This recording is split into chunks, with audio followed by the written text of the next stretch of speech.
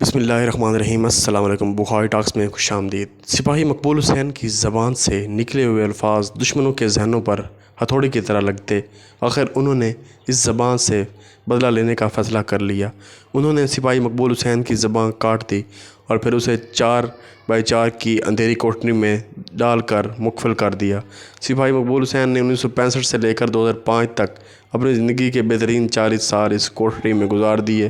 ستمبر 2005 کو واہگہ بارڈر کے راستے بھارتی حکام نے قیدیوں کا ایک گروہ پاکستانی حکام کے حوالے کیا۔ اس گروپ میں مختلف نوعیت کے قیدی تھے۔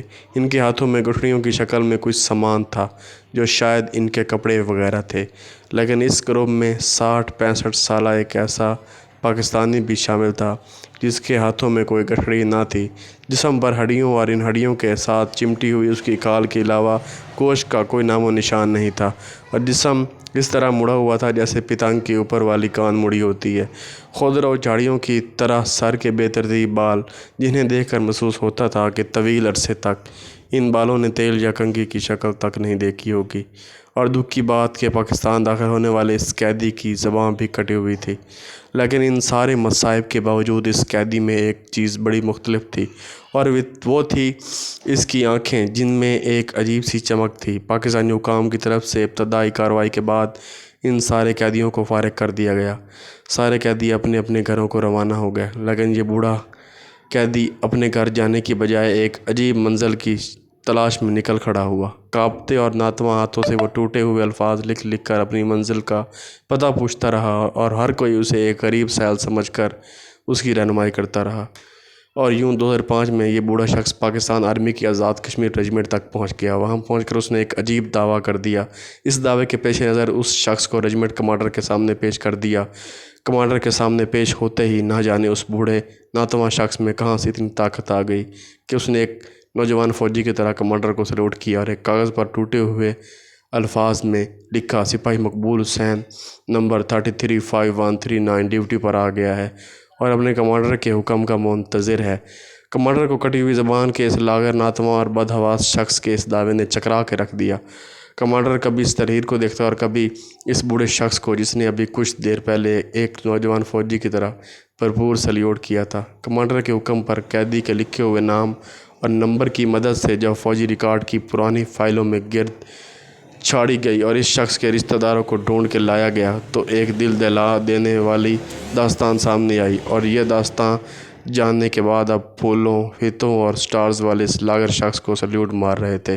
اس شخص کا نام سپاہی مقبول حسین تھا۔ سن 65 کی جنگ میں سپاہی مقبول حسین کیپٹن شیر کی قیادت میں دشمن کے علاقے میں اسلحہ کے ایک ڈپو کو تباہ کر کے واپس آ رہا تھا کہ دشمن سے جھڑپ ہو گئی۔ سپاہی مقبول حسین، جو اپنی پشت پر وائرلیس اٹھائے اپنے افسران کے لیے پیغام رسانی کے فرائض کے ساتھ ہاتھ میں اٹھائی گن سے دشمن کا مقابلہ بھی کر رہا تھا، مقابلے میں زخمی ہو گیا۔ سپاہی اسے اٹھا کر واپس لانے لگے تو سپاہی مقبول حسین نے انکار کرتے ہوئے کہا کہ بجائے میں زخمی حالت میں آپ کا بوجھ بنوں، میں دشمن کا مقابلہ کرتے ہوئے آپ کے لیے محفوظ راستہ مہیا کرتا ہوں۔ ساتھیوں کا اصرار دیکھ کر مقبول حسین نے ایک چال چلی اور خود کو چھوٹی کھائی میں گرا کر اپنے ساتھیوں کی نظروں سے اوجھل کر لیا۔ دوست تلاش کے بعد واپس لوٹ گئے تو اس نے ایک مرتبہ پھر دشمن کے فوجیوں کو آڑے ہاتھوں لیا۔ اسی دوران دشمن کے ایک گولے نے سپاہی مقبول حسین کو شدید زخمی کر دیا اور وہ بے ہوش ہو کر گر پڑا اور دشمن نے اسے گرفتار کر لیا۔ جنگ کے بادل چھٹے تو دونوں ملکوں کے درمیان قیدیوں کی فہرستوں کا تبادلہ ہوا تو بھارت نے کہیں بھی سپاہی مقبول حسین کا ذکر نہ کیا، اس لیے ہماری فوج نے بھی سپاہی مقبول حسین کو شہید تصور کر لیا۔ بہادر شہیدوں کی بنائی گئی ایک یادگار اور اس کا نام بھی کنندہ کر دیا گیا۔ ادھر بھارتی فوج خوبصورت اور کڑیل جسم کے مالک سپاہی مقبول حسین کی زبان کھلوانے کے لیے اس پر ظلم کے پہاڑ توڑنے لگی۔ اسے 4x4 فٹ کے ایک پنجرہ نما کوٹھری میں قید کر دیا گیا، جہاں وہ نہ بیٹھ سکتا نہ لیٹ سکتا۔ دشمن انسان سوز مظالم کے باوجود اس سے کچھ گلوا نہ سکا۔ سپاہی مقبول حسین کی بہادری اور ثابت قدمی نے بھارتی فوجی افسران کو پاگل کر دیا۔ جب انہوں نے دیکھا کہ مقبول حسین کوئی راز نہیں بتاتا تو اپنی تسکین کے لیے مقبول حسین کو تشدد کا نشانہ بنا کر کہتے، کہو پاکستان مردہ باد، اور سپاہی مقبول حسین اپنی ساری توانائی اکٹھی کر کے نعرہ مارتا، پاکستان زندہ باد، جو بھارتی فوجیوں کو چلا کے رکھ دیتا۔ وہ چلانے لگتے اور سپاہی مقبول حسین کو پاگل پاگل کہنا شروع کر دیتے اور کہتے کہ یہ پاکستانی فوجی پاگل اپنی جان کا دشمن ہے۔ اور سپاہی مقبول حسین کہتا ہاں میں پاگل ہوں، ہاں میں پاگل ہوں اپنے ملک کے ایک ذرے کے لیے، ہاں میں پاگل ہوں اپنے ملک کے کونے کونے کے دفاع کے لیے، ہاں میں پاگل ہوں اپنے ملک کی عزت و وقار کے لیے۔ سپاہی مقبول حسین کی زبان سے نکلے ہوئے یہ الفاظ دشمنوں کے ذہنوں پر ہتھوڑوں کی طرح لگتے۔ آخر انہوں نے اس زبان سے بدلہ لینے کا فیصلہ کر لیا۔ انہوں نے سپاہی مقبول حسین کی زبان کاٹ دی اور اسے اندھیری کوٹڑی 4x4 کے کمرے میں ڈال کر مقفل کر دیا۔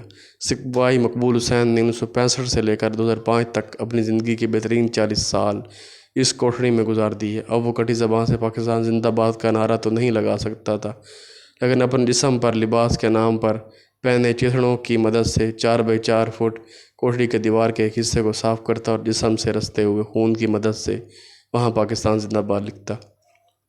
یوں سپاہی مقبول حسین اپنی زندگی کے بہترین دن اپنی وطن کی محبت کے پاگل پن میں گزارتا رہا۔ آئے ہم مل کر آج ایسے سارے پاگلوں کو سلیوٹ کرتے ہیں۔ دوستو، امید ہے آپ کو آج کی سٹوری اچھی لگی ہوگی۔ مزید ایسی سٹوریز، اسلامی واقعات اور سچے واقعات، سبق آموز واقعات سننے کے لیے چینل کو سبسکرائب کریں تاکہ ہر آنے والی نئی سٹوری، نئی ویڈیو آپ تک پہنچ سکے۔ انشاءاللہ نئی ویڈیو کے ساتھ دوبارہ آپ کی خدمت میں حاضر ہوں گے۔ اجازت دیجیے۔ اللہ حافظ، اللہ حافظ نگہبان۔